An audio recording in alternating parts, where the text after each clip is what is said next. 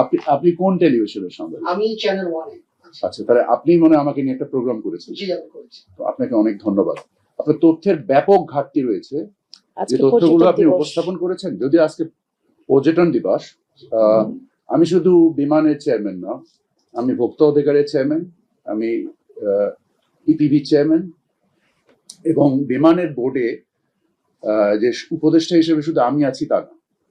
বিমান 100% owned, 100% owned by the Ministry of Civil Aviation. এখানকার সেক্রেটারিও chairman, তো তাহলে ওটাও কি কনফ্লিক্ট অফ ইন্টারেস্ট হয়? এখানে এনবিআর এর চেয়ারম্যান এখানকার ডিরেক্টর, ওটাও কি কনফ্লিক্ট অফ ইন্টারেস্ট হয়?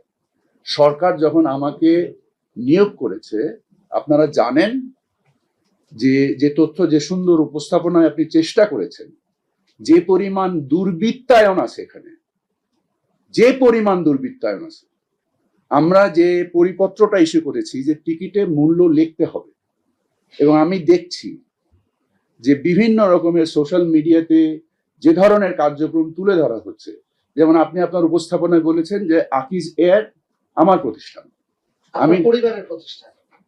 আমি যখন আকিজ গ্রুপে ছিলাম তখন এই প্রতিষ্ঠান তৈরি করা। আপনার তথ্য 100% মিথ্যা। এক নাম্বার, আকিজ এয়ারের যিনি মালিক, ওনার সাথে আমার গত 6 বছরের মধ্যে কথা হয়নি, দেখাও হয়নি। আমার প্রতিষ্ঠানটার নামও আপনি জানেন না। আমার একটা এভিয়েশন প্রতিষ্ঠান আছে, আপনি জানেন? আমি জানি না। তাহলে আপনি কেন প্রতিবেদন তৈরি করলেন? আমি যেটা জানি না সেটা তো আজকে আমরা স্যার পর্যটনের আমরা বিষয়ে পর্যটনের ভিতরে থাকি। আমরা পর্যটন আমার প্রতিষ্ঠানের নামটা সবার সামনে দিয়ে দিচ্ছি, প্রতিবেদন করার সময় ওই প্রতিষ্ঠান ধরে করবেন। এটা নাম, এটা আমি allow me to finish. এটা নাম হচ্ছে আকিজ বশির এভিয়েশন।